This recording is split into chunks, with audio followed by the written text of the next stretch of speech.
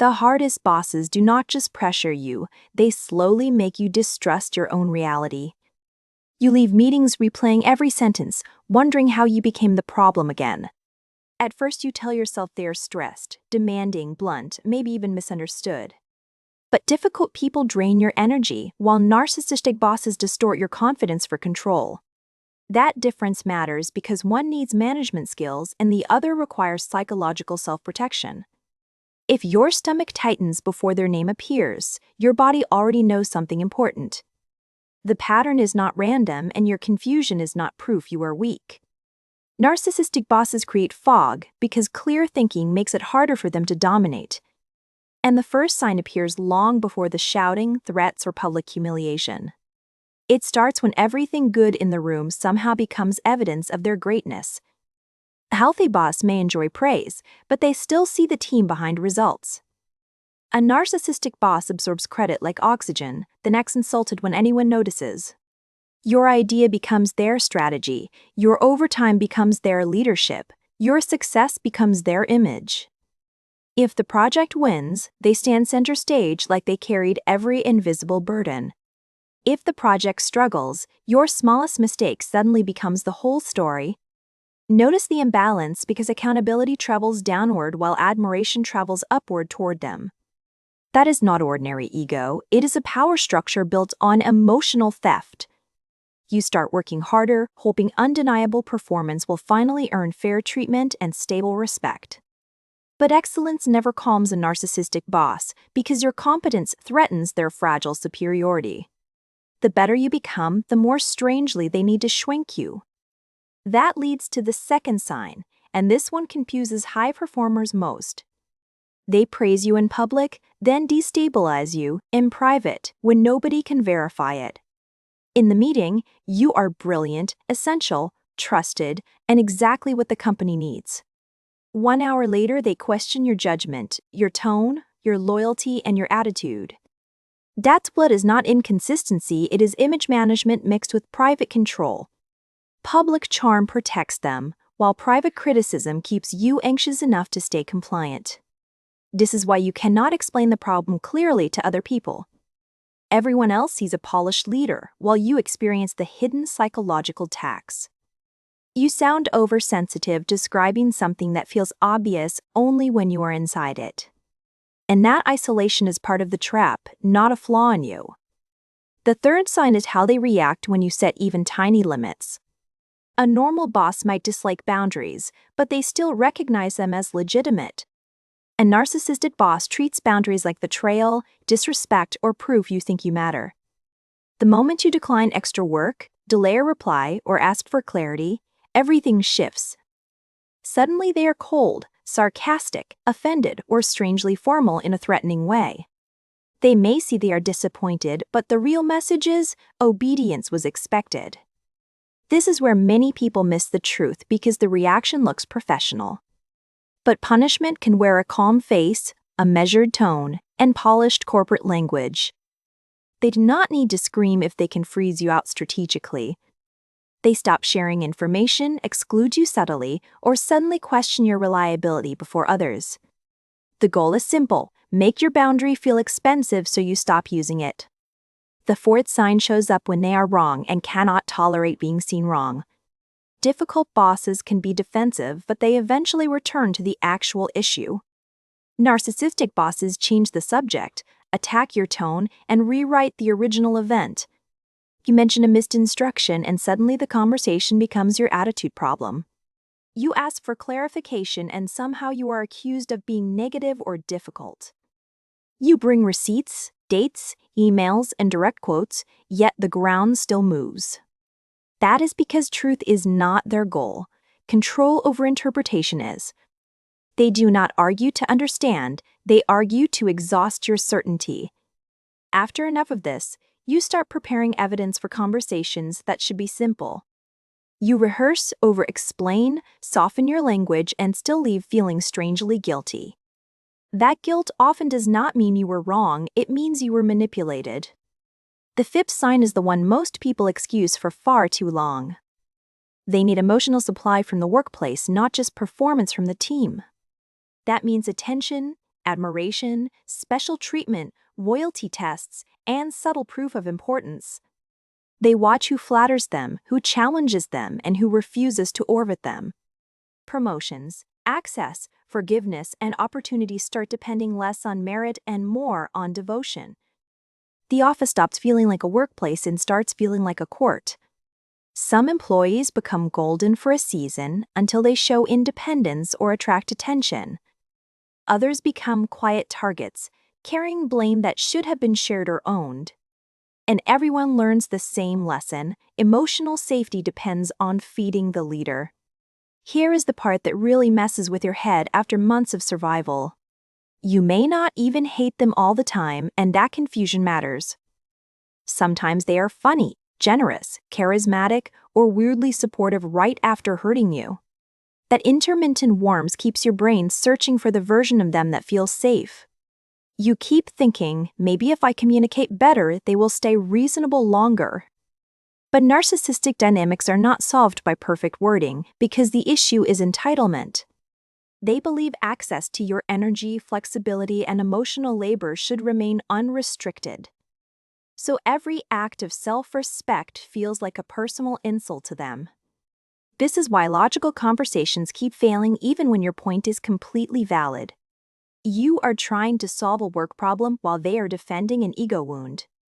And ego wounds are dangerous in positions with authority, budgets, and performance reviews. The damage is not always loud, and that makes it harder to trust yourself. It can look like constant interruptions, strategic omissions, or a smile that erases your contribution. It can sound like, "Relax, I was joking," after a comment designed to shrink you. It can feel like praise with a hook, where every compliment creates a future debt. They elevate you just enough to keep your hope alive and your guard lowered. Then they collect the emotional interest later through pressure, guilt, or humiliation. If this feels familiar, the mistake is not that you cared too much. The mistake is assuming fairness matters equally to someone who depends on dominance. Most people respond by working harder, explaining longer, and becoming painfully easy to read. They show their hurt immediately, hoping honesty will finally unlock mutual understanding. With healthy people, that can help because accountability still exists in the relationship. With narcissistic bosses, emotional transparency often becomes useful data for future control. They learn what rattles you, what you need, and how to unbalance you quickly. That is why over-explaining usually backfires, even when your explanation is perfectly reasonable. Every extra sentence invites more distortion, more interruption, and more chances to move the goalposts. Every desperate attempt to be understood can accidentally signal that your center is negotiable. Your power returns when you stop treating every accusation like an emergency requiring immediate correction. Sometimes the strongest response is fewer words, slower breathing, and a shorter meeting. Sometimes it is, "I understand your view and I am proceeding with the documented process." Sometimes it is, "I will need that in writing," said calmly without any extra heat. Sometimes it is silence after a provocation because not every hook deserves your mouth. Narcissistic bosses often rely on your immediate reaction more than their actual argument. When you stop providing emotional fuel, they often reveal themselves faster and more openly. They push harder, act offended, recruit witnesses, or suddenly pretend you are uncooperative. Do not mistake that escalation for proof you are doing something wrong. Often it is proof the old access they enjoyed is starting to close. This is where emotional self-defense becomes more useful than emotional expression.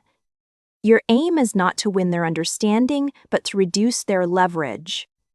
Start documenting patterns instead of debating every episode as if it stands alone. Dates, requests, changes, exclusions, approvals, and reversals tell the truth their words keep hiding.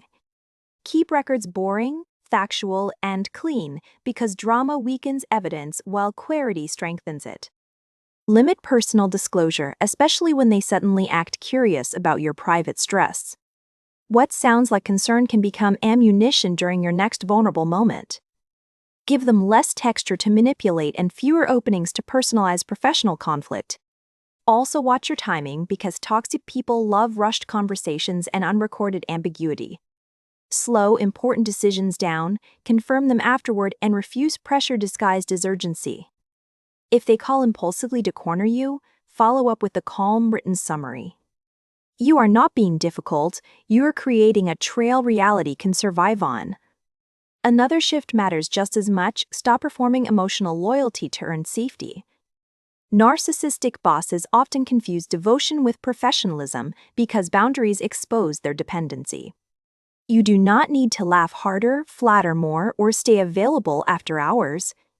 Professional respect looks steady, not worshipful, not fearful, and not emotionally overextended. The calmer you become, the harder you are to script from outside. And that calm is not coldness, it is recovered ownership of your nervous system. You stop rushing to fix their mood and your mind gets quieter. You stop taking every facial expression personally, and your energy stops leaking everywhere. You stop begging private cruelty to match public charm because the pattern already answered. That is the identity shift toxic workplaces try hardest to prevent inside you. They want you uncertain, reactive, isolated, and hungry for occasional scraps of approval. Your strength begins when approval stops being your emotional oxygen at work entirely. Then their compliments feel lighter, their insults land softer, and their games lose traction. You can still be strategic, ambitious, and excellent without kneeling psychologically to anyone. In some cases, the healthiest move is not mastering them, but leaving them. That does not mean you failed, it may mean your clarity finally won. A narcissistic boss can train talented people to question instincts that once protected them. So if your body has been whispering danger, respect that before your resume does. Sometimes the most professional act is refusing to stay where dignity keeps getting taxed. Sometimes the bravest sentence is simply, "This environment no longer works for me." And if you cannot leave yet, you still do not have to unravel. You can get quieter, clearer, more documented, and less emotionally reachable every week. You can protect your confidence before protecting their image, and that changes everything. Because the real damage was never only the workload, the emails, or the pressure. It was the slow attempt to make you abandon your own perception. Once you see that, their behavior stops feeling mysterious and starts feeling predictable. Predictable patterns are powerful because they can be anticipated, named, and interrupted. You notice the flattery before the extraction, the blame before the rewrite. You notice how your body tenses before your mind finds the explanation. And that awareness is not paranoia, it is pattern recognition earned through experience. So trust the calm version of you more than the pressured version. The pressured version wants relief, but the calm version sees the whole game. That is the version of you a narcissistic boss cannot easily control. The version that pauses, documents, chooses words carefully, and stops auditioning for basic respect. The version that understands difficult people create friction, but narcissistic people create distortion. And once you stop calling distortion normal, your strength comes back faster. Maybe not all at once, but enough to breathe differently tomorrow morning. Enough to enter the office without handing them your full emotional weather. Enough to remember that being targeted never meant you were weak inside. It often meant you had something they could use, envy, or could not control. And now you can protect that something with more skill than guilt. That is how you survive a narcissistic boss without letting them rewrite who you are.